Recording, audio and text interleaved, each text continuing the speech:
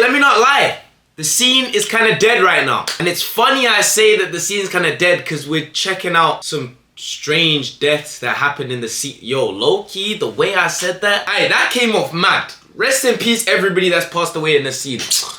Bro, what's going on, guys? Down here, back again with another video, solo dolo. You already know how I'm coming. All jokes aside though, I ain't gonna lie. The scene's been kind of dead. I told you guys to let me know down below what you guys want me to react to, and even you guys are struggling right now to let me know what you want to see. Unless you're telling me to react to all of these throwback videos that happened months ago, if not last year. I'm like, bro, we in 2025. We in the summer of 2025. Let's concentrate on the summer of 2025. So if there is any recommendations or anything you want to see me react to on this channel, let me know down below. This is the people's channel. You guys decide what I react to. So let me know what you guys want to see if you don't see it over here already. Anyway, I don't want to do too much talking. Obviously, the video we're checking out, you guys have seen by the thumbnail and title, strange deaths that have happened in the scene in Nyc Drill. You get me? But yeah, apart from that, I don't want to do too much talking. Make sure you guys go to my main channel and check that video out that I just dropped. Let me know if you want me to reply to our up. This is our up at this point. Let me know on that video if you want me to reply. And apart from that, check all my other socials. And yeah, let's jump into this video, bro. Shout out to my nigga at Trap University, by the way. All right, I can see Baby, Shawty K on the screen. Is that K Flock? This is too familiar right now. If you're not in tune with the New York That's not drill K Flock. scene, then you might not know who Shawty K is. But for all intents and purposes, currently he's just another example of one of the hottest rappers in New York that ended up in either local or federal custody. As I've noticed a trend from Brooklyn to the Bronx that continues today, as the NYPD will just let you run free while they put together every Brooklyn to the Bronx that continues today, as the NYPD. Bro just did shooting live on camera. Alright, it's like, alright, yeah, that's a normal vid. Bro, look at this nigga. Will just let you run free while they put together every piece of footage over the span of years and then grab you. But the first time I heard Shaw, oh, what? They say these niggas is top dog investigate. I mean, that's their job, Sam. Come on, my nigga. Was when a song called D&D came out. And I wasn't familiar with everybody that got dissed on this song, but one name that stood out was Delilah. And that's because this was obviously the name of a woman. Oh my gosh, bro. When this D&D song come out, I didn't even know it was about two dead people. I was singing that shit, la, la, la, la, smoking on D&D, this. I'm saying, finding out that it's about dummy and that we about to find out what happened to the girl, but apparently it was about a boy and a girl that died. Like I haven't heard such disrespect before in Chicago, but something just didn't sound right about this kid saying he was smoking on some girl. What could she have possibly done to deserve that? And how did she die? These were the questions I had, but I never looked into it once I kept seeing pictures and videos of her with a set out of the Bronx called the Drillies, which the Bronx DA calls a set of bloods and subset of sex money murder. But like most girls that get caught up in situations like this, it's likely that she never even threw a rock, and that the people dissing her after she died was done more to hurt the guys she was around that are actually in the streets, rather than her being disrespected for something she actually did. Although she had been arrested at least once in the past for assault on another woman. And initially, all anyone knew is that someone shot her on the third floor of an apartment building at 3339 Hull Avenue in the Norwood neighborhood of the Bronx. And something that I've noticed about whenever someone is killed inside of a building or a house, you'd think it would be a shut and closed case because surely the perpetrator would have been someone that was also inside, but this never seems to be the case. It was reported by multiple sources in the Bronx that she and several individuals were seen on camera entering this building, but around the time of the shooting, everyone but her is seen on camera running out. Damn, so she went with some niggas to do a drill, and she got drilled. Like, this why bitches shouldn't be drilling, though. This why bitches shouldn't be drilling, nigga. Come on. Just tossed out of the window. The DA says this building was a trap house, and today these type of buildings are used more as hangouts to get high and have some type of safe haven to chill inside without just standing on the block lacking. So it's clear that the only people in the building with her were people that she knew and trusted. So of course, in the streets, her dying in this manner could only mean two things: a backdoor or an accident. And I've even heard that not only did her friends call, no way she got backdoored, or her mother to tell her that she had been shot, but that they also waited nearly an hour to call an ambulance to the scene, and that she was still alive the entire time. She might have accidentally been shot and they were trying to figure out what to do. These people tricked me for over an hour to look for my daughter downstairs, and she was upstairs. That same number calls me back. Delilah's in apartment 3A. And she's dying and hangs up. Now, this building on Hull Avenue was just around the corner from another building on Decatur Avenue, which the police acknowledged had been taken over by the Drilly gang after its owner, a 97-year-old woman, had died. In fact, in 2022, the NYC Department of Buildings even issued notices to the owner about safeguarding it since the building had fallen into disrepair, but apparently the city was unaware that the owner had already been dead for 2 years at this point. And people on the internet were trying to blame this murder on a guy named Lee Drilly, especially after he got arrested. Wait, why would would Lee Drilly? I thought you said that she's a Drilly. So why would Lee Drilly kill? But he has never actually been formally charged with the murder, and he's currently serving time for drug trafficking. And the apartment around the corner from where Delilah was killed actually had drugs and paraphernalia as well as ammunition seized from it. Now, a woman named Precious, identified in the streets as PW Jet, along with a 16-year-old boy, were actually charged with the murder, being 2 of the 4 people that were supposedly in the building with Delilah at the time. And she eventually pled guilty to manslaughter instead of murder, which further adds to the theory that this was just an accident. But either way, her death actually added to the long indictment against the Drilly gang, which took down 20 members and involved 32 different crimes and 18 weapons. Personally, I believe that Delilah's death was an accident, but that's still no excuse for her killer. Guns float around in the hands of teenagers so much these days that they get used like toys. No way they accidentally killed Delilah. I didn't even know that. I want to see, what was my man talking about over here? Not here. Yeah. A woman named Precious, identified in the streets as PW Jet, along with... Precious, okay. That's the same name as Murder B, I ain't gonna lie. Coincidence. Were actually charged with the murder, being 2 Okay, so Precious was charged with the murder as well. Also didn't help herself in this situation, as if something like this is bound to happen, no choice. And when you got a bunch of people not even old enough to drink playing with them, something like this is bound to happen no matter what. Delilah also didn't help us. Is that Stunner Geek? Oh, hell no. No way that's Stunner Geek, bro. No way that's Stunner Geek.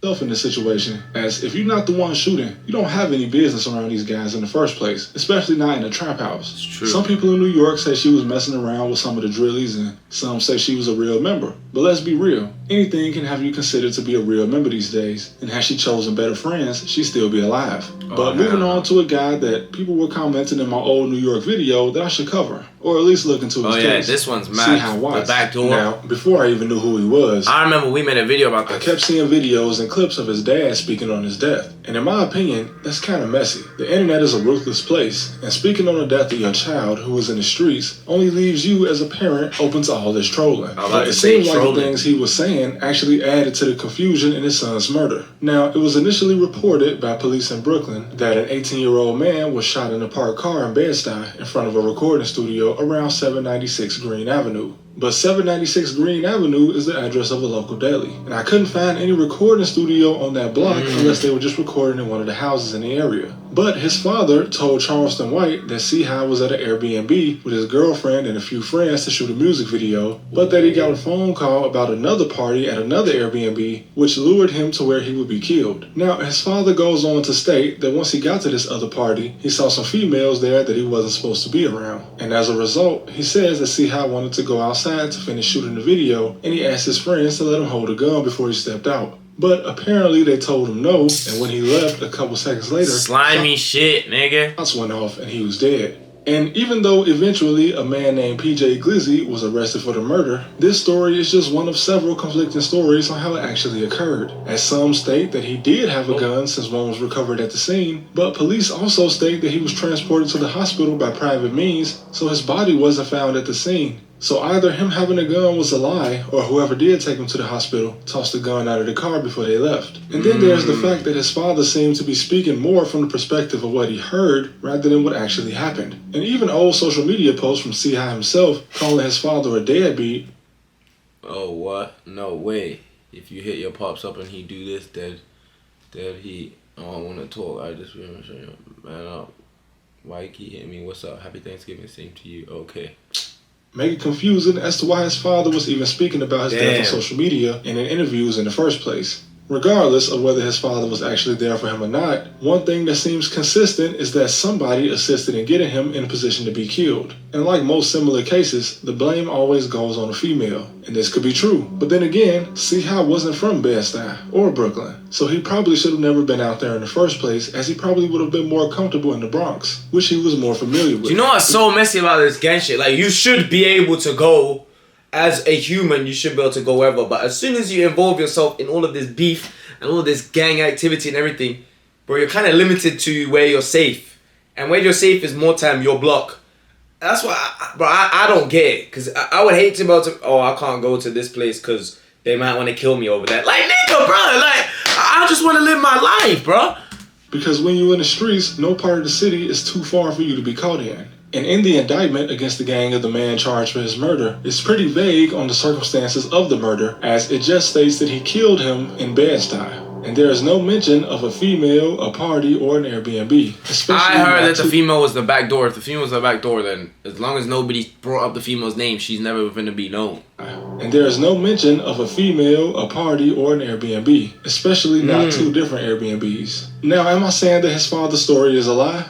No. Whoever his father heard this from, it was probably somebody in the Bronx or Brooklyn. Maybe even someone close to the situation. So it's very possible that a lot of this story is true. And wherever this second party was at an Airbnb could have very well been at a house that also doubled as a recording studio. But like many gang racketeering cases in New York, this one is federal. So getting all of the information from it won't be as easy as if it was just in the Bronx court or a Brooklyn court. So even though it seems to be solved, the federal cases, and I ain't gonna lie, I heard that federal cases, if the feds are on you, yeah, it's raps.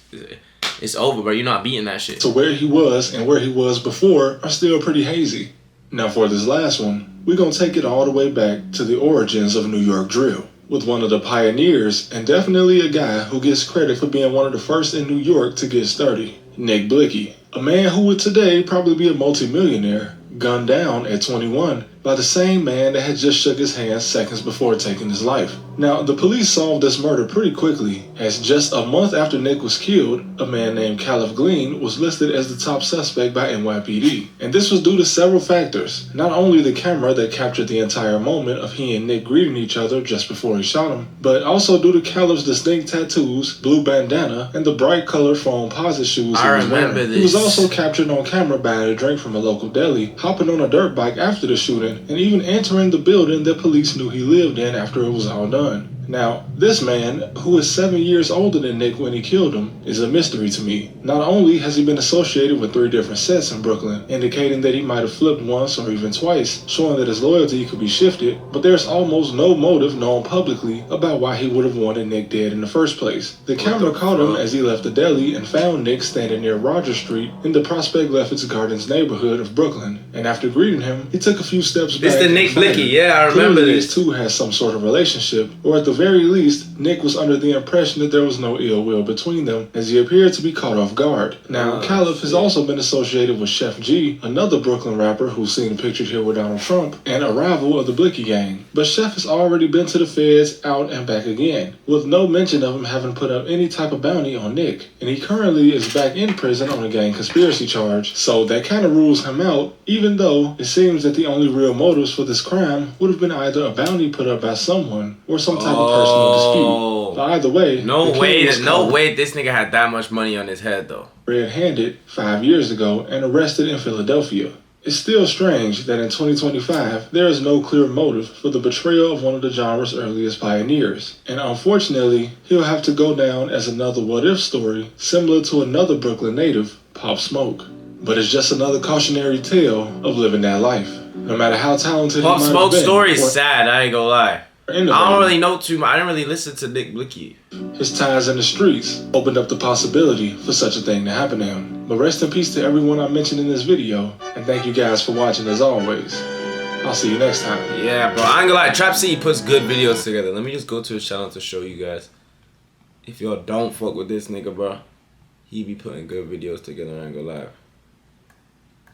He just be talking about mad shit. The assassins of New York City, the deadliest gang in Europe, some shit about Chicago, cartel, gang members trying to be rappers. Like, there's a lot of videos we can react to on here, so if this is something that you would like to see, let me know down below, you feel me? Yeah, rest in peace to everybody we seen in this video, you feel me? Like I said though at the start of the video, drill is dying as well. I know there's a lot of drill rappers that I think that's one of the causes why drill is dying. Obviously people are dying, it's getting locked up, and also it's not as popping anymore. But yeah, with that, the scene is going down. So if you guys would like me to switch up my content and react to other stuff, and please let me know down below what you would like to see on here. I feel like all the obsession with drill is like the beef and drama and controversy that comes with it. And I feel like right now, in the streamer world, there's a lot of that going on. So if you guys would like me to cover that type of stuff, I definitely will and look over it. Obviously, I'm not streaming myself, but I wouldn't be opposed to going into that community. Do you know what I'm saying? So if that's something you guys would like to see, let me know down below. Apart from that, we'll catch you guys tomorrow. Oh my god, this pussy is mine. Bella stay back on my phone, and Stacy won't leave me alone. Emily mad, I can tell by her tone, and Leah just come back home for the bone. Emma hit me for some dick, and Ava still think that I'm rich. Alexa, Kayla, Mia, Anna, yo, they all got kicked out of crib.